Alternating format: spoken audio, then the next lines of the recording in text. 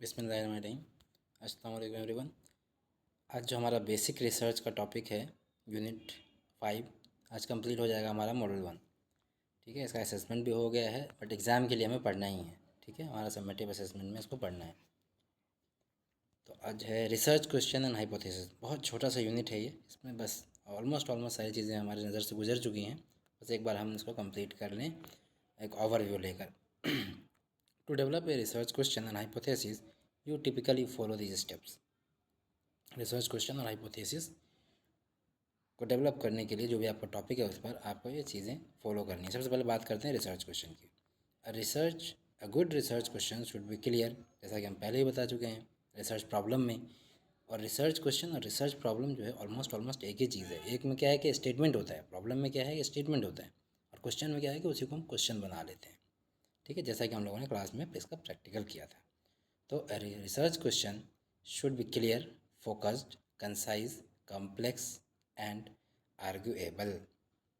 ये सारे पॉइंट्स आपको याद रखने हैं एग्ज़ाम में। आप चाहेंगे तो इसको आराम से 5-6 लाइन में लिख सकते हैं, इसे एक लाइन को।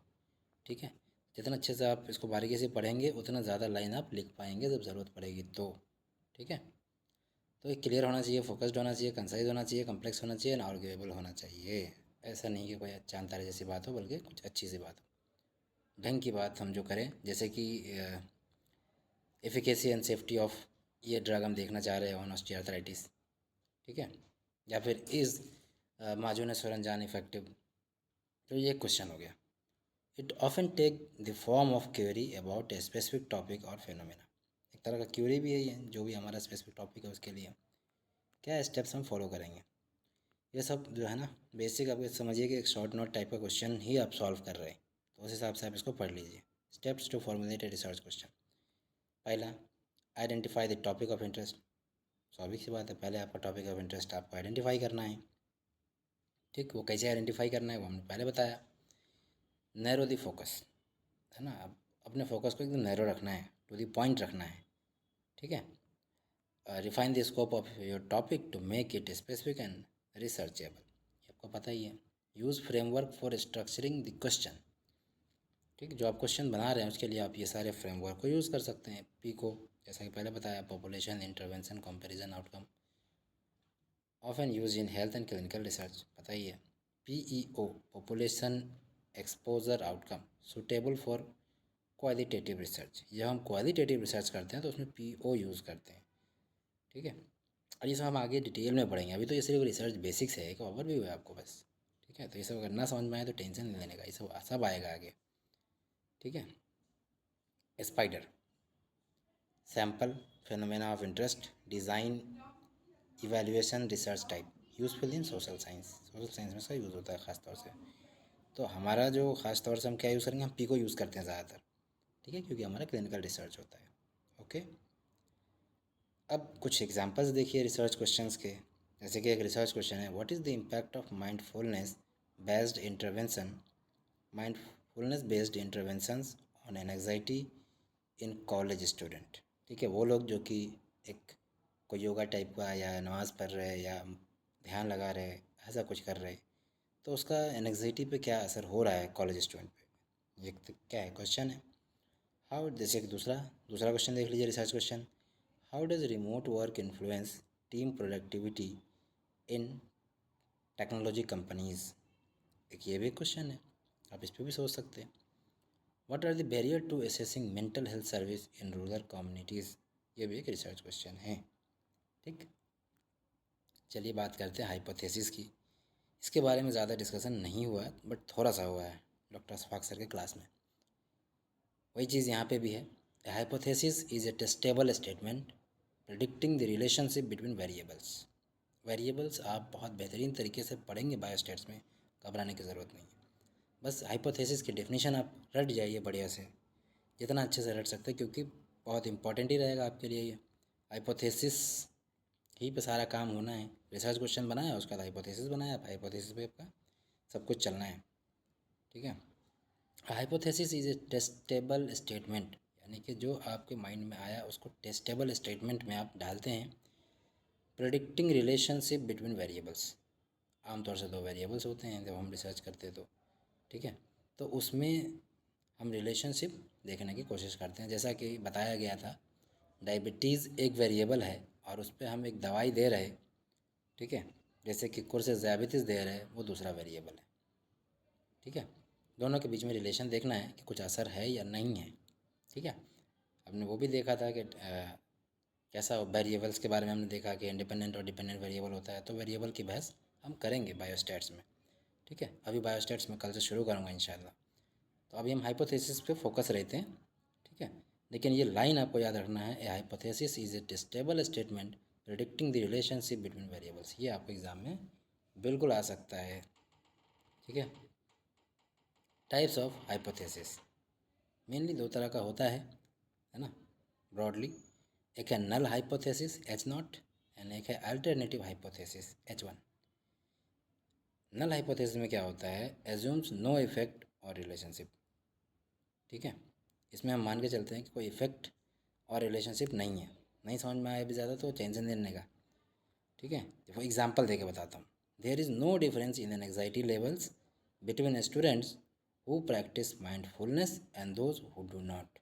एक हाइपोथेसिस हमने बनाया कि जो लोग योगा, जो लोग ध्यान लगा रहे हैं, जो लोग नमाज़ पढ़ रहे हैं, उनमें और जो लोग ऐसा नहीं कर रहे हैं उनमें क्या है, उनके एंग्जाइटी लेवल में कोई डिफरेंस नहीं है। कॉलेज स्टूडेंट में हमने ऐसा देखा। ये हमारा एक हाइपोथेसिस है, इसको बोलते हैं नल हाइपोथेसिस। कोई इफेक्ट ही नहीं आया, है ना। एक चीज़ हमने एक वेरिएबल मान लिया, उसका इफेक्ट देखने की कोशिश की, ठीक है। जैसे कि एक वेरिएबल इसमें आप मान लो कि ध्यान लगाना एक वेरिएबल है, उसका इफेक्ट नहीं आया, ठीक। तो ये है नल हाइपोथेसिस। दूसरा क्या है, अल्टरनेटिव हाइपोथेसिस। उम्मीद है समझ में आया होगा। दूसरा क्या है, alternative hypothesis H1। Assume an effect और रिलेशनशिप। हम ये मान के चलते हैं कि कोई असर हो या कोई इफेक्ट होगा। जैसे कि एक वेरिएबल हमारा यहाँ पे क्या है,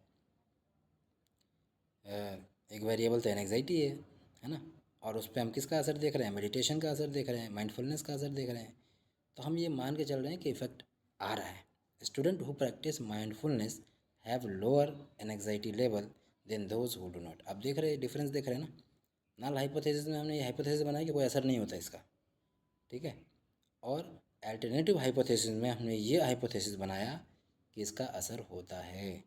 अब इसी हाइपोथेसिस को हम क्या करेंगे, टेस्ट करेंगे। तो हाइपोथेसिस जो है कोई ऐसा वर्ड नहीं है, ये बहुत ही ज़्यादा रिसर्च के बाद हम एक हाइपोथेसिस बनाते हैं, टॉपिक को सोच समझ के बनाते हैं, तब जाके हमें सक्सेसफुल होने के चांसेस होते हैं हमारे थ्योरी में और हमारे रिसर्च में।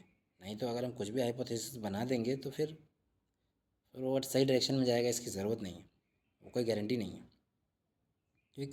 तो आप अल्टरनेटिव हाइपोथेसिस समझ गए कि जिसमें हम ये मान के चलते हैं कि कोई इफेक्ट आ रहा है, एज्यूम एन इफेक्ट, या फिर दो वेरिएबल के बीच में कोई रिलेशनशिप। जबकि नल हाइपोथेसिस में क्या है, कोई रिलेशनशिप नहीं है दो वेरिएबल के बीच में। एंग्जाइटी और माइंडफुलनेस के बीच में कोई भी रिलेशनशिप नहीं हो तो इट इज़ नल हाइपोथेसिस। उम्मीद है समझ में आया होगा। स्टेप्स टू डेवलप हाइपोथेसिस ये भी जानिए, ठीक है। ये आपसे सवाल आ सकता है, एग्ज़ाम में हो सकता है 5 नंबर में पूछ ले कि बताइए what are the steps to develop this hypothesis, या how will you develop your hypothesis. तो आप क्या बताएंगे, तो आपको यही बताना है। मेनली दो चीज़, आइडेंटिफाई वेरिएबल्स। सबसे पहले तो आपको वेरिएबल्स को आइडेंटिफाई करना है। दो तरह का वेरिएबल आपको बता चुके, independent variable and dependent variable, IVDV, ठीक है। Independent variable the factor you manipulate और कैटेगराइज, ठीक है। जैसे कि माइंडफुलनेस प्रैक्टिस, आप मेडिटेशन कर रहे हैं, क्या है, एक वेरिएबल है, it is independent variable. Dependent variable जो आउटकम होता है वो डिपेंड करता है किस पे, इंडिपेंडेंट वेरिएबल पे। आउटकम यू मेज़र, जिसको आप मेज़र करेंगे, क्या मेज़र करेंगे आप, एंग्जाइटी लेवल मेज़र करेंगे। होपफुली आप लोगों को समझ में आ रहा होगा इंशाल्लाह, ठीक है। तो डिपेंडेंट वेरिएबल और इंडिपेंडेंट वेरिएबल के बीच पहले तो हम डिपेंडेंट वेरिएबल और इंडिपेंडेंट वेरिएबल को पहचानना सीखेंगे। हमेशा याद रखिए, जो DO साहब होते हैं ना हमारे यहाँ, DO क्या होता है, DO का फुल फॉर्म बताना। तो DO यानी डिपेंडेंट वाला जो होगा वो आउटकम होगा हमेशा, ठीक है। तो आपको इस तरह से देखना है। जैसे यहाँ पे बहुत अच्छा एग्जांपल है, जैसे कि एंग्जाइटी लेवल क्या है, उसको हम मेज़र कर रहे हैं ना, तो वो आउटकम है। और मेडिटेशन क्या है, या जो भी हम माइंडफुलनेस प्रैक्टिस कर रहे हैं वो क्या है? हम्म? वो इंडिपेंडेंट है, सब कर रहे हैं। जैसे कि हम डोज देते हैं, एक फिक्स डोज देते हैं किसी चीज़ की, कोई दवाई की, तो वो क्या है? इंडिपेंडेंट है। लेकिन हम मान लेते हैं कि जैसे सर ने बताया था डायबिटीज़ के एग्जांपल पे, ठीक है, कि हम एक दवाई दिए कोर्सेज डायबिटीज़, किस पे दिए? डायबिटीज़ पे दिए। तो ये दोनों क्या हैं? वेरिएबल हैं। कौन इसमें इंडिपेंडेंट वेरिएबल है, कौन डिपेंडेंट वेरिएबल है? अब जो दवा हमें फिक्स डोज में दे रहे हैं कोर्सेज डायबिटीज़, तो वो क्या है? सबको तो वही दे रहे हैं ना, तो डेट इज़ इंडिपेंडेंट वेरिएबल। ठीक, वो तो डिपेंड नहीं कर रहा ना डायबिटीज़ पे, लेकिन डायबिटीज़ क्या है, उस पर डिपेंड कर रहा है। ठीक है, उससे डायबिटीज़ जो है सो कम हो रहा है, ज़्यादा हो रहा है, आउटकम हमारा उस पर डिपेंड कर रहा है। तो होपफुली आपको समझ में आया होगा। स्टैब्लिश दी, दूसरा स्टेप क्या है हाइपोथेसिस के लिए? Establish the expected relationship. आप अंदाज़ा लगा सकते हैं कि क्या रिलेशनशिप हो सकता है आपके दोनों वेरिएबल में। हो सकता है कोई असर ना आए, बताया ना मैंने हाइपोथेसिस का, कि आप H0 या फिर H1 नल हाइपोथेसिस या अल्टरनेटिव हाइपोथेसिस बना सकते हैं दो तरह का। Predict how the independent variable affect the dependent variable based on prior research और थ्योरी। ठीक है, जो आपने पहले से पढ़ा, देखा, समझा, बूझा, उसके बेसिस पर आप एक रिलेशनशिप को क्या करिए? प्रेडिक्ट करिए। चाहे आप नल हाइपोथेसिस वाला रिलेशनशिप प्रेडिक्ट करिए, चाहे अल्टरनेटिव हाइपोथेसिस वाला करिए, लेकिन आपको करना है। तो दो दो स्टेप में आपका हाइपोथेसिस तैयार हो जाएगा। अब एग्जांपल के तौर पे भी बता देते हैं आपको। एग्जांपल देखिए, नल हाइपोथेसिस का एग्जांपल देखते हैं। There is no significant difference in an anxiety level between students who practice mindfulness and those who do not. भाई कोई रिलेशन ही नहीं है। ठीक है, कितना मेडिटेशन करते रहिए, कोई फ़ायदा ही नहीं है एंग्जाइटी पे उसका। This is null hypothesis. तो ये जो स्टेटमेंट यहाँ दिख रहा है आपको, ये क्या है? This is null hypothesis. Okay, अच्छा बात करते हैं अल्टरनेटिव हाइपोथेसिस की, H1 की। तो इसमें क्या हो सकता है? रिलेशन होगा दोनों में, है ना। Student who practice mindfulness have significantly lower anxiety level than those who do not. ठीक है, समझ में आ रहा है? रिश्ता है अल्टरनेटिव, है ना। ये रिश्ता क्या कहलाता है वाला? अल्टरनेटिव। ठीक है, आजकल अल्टरनेटिव रिश्ते बहुत सारे होते हैं। और एक क्या है? नल। नको भैया, कोई रिश्ता नहीं। ठीक है, अब समझ में आ गया होगा। तो आज के लिए इतना ही छोटा सा टॉपिक था, और अल्हम्दुलिल्लाह हमारा मॉड्यूल 1 ख़त्म होता है और हम लोग अब बायोस्टैट्स की तरफ आगे बढ़ेंगे। बहुत ही कंसाइज़ करके मैं नोट्स बना रहा हूँ, बहुत ही कंसाइज़ करके आपको दे रहा हूँ पॉइंट वाइज। लेकिन आपके लिए, या आप चाहो तो इसको बहुत बड़ा कर सकते हो। 10 नंबर में आया तो 10 नंबर में लिख सकते हो, और आप चाहो तो बहुत छोटा भी कर सकते हो। 3 नंबर में आया तो 3 नंबर में भी लिख सकते हो। समझाने के लिए छोटा ही सही होता है, और लिखने के लिए बड़ा सही होता है, आपको भी पता है। चलिए ठीक है, okay, all the best, all the best all of you. और नेक्स्ट मॉड्यूल प्रिपरेशन के लिए तैयार हो जाइए बायो स्टैट्स के। कल से इंशाल्लाह शुरू करते हैं। अल्लाह हाफ़िज़, अस्सलाम वालेकुम।